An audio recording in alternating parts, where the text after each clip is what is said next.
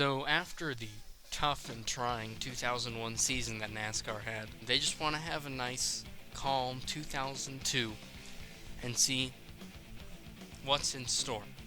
Now, we come to the Budweiser Shootout, and Rusty Wallace wins. So it's a pretty good start for the two team. And actually, in the 500, Kurt Busch wins, and Andy Houston, he gets a top 5. He finishes 5th after his abysmal 41st place running in 2001. In his sophomore season, his second start, he gets a 5th place.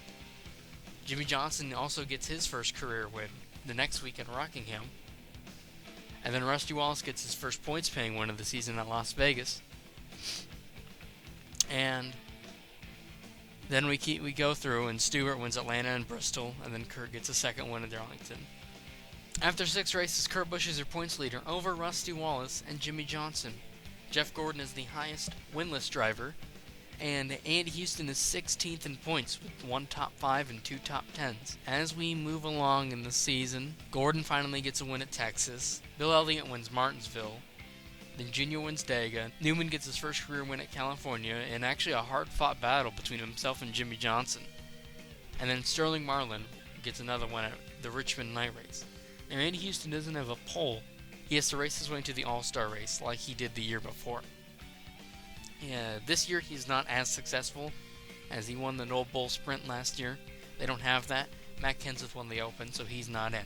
Kurt Busch wins the All-Star race, so he's won some pretty big races so far. He's won the 500, he won Darlington, and then he won the All-Star race. However, he will not complete the sweep of Charlotte weekend like Jeff Gordon did last year, but Bill Elliott wins the 600. And this doesn't spark some big run through the season like it did for Jeff Gordon last year, but Jeff Burton wins Dover. Gordon starts this insane streak of Pocono wins. Bill Elliott wins Sonoma, and Jeff Green actually wins Daytona. He actually wins a race. Jeff Green wins in that 30 car. Other big races, the Brickyard, Ryan Newman wins. Ricky Rudd gets his first win of the season at Watkins Glen.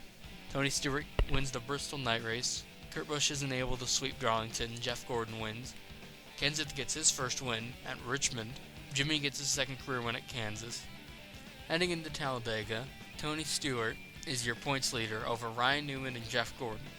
Andy Houston is 20th in points, so it's not looking like much of an improvement from last year, but he does have a top 5.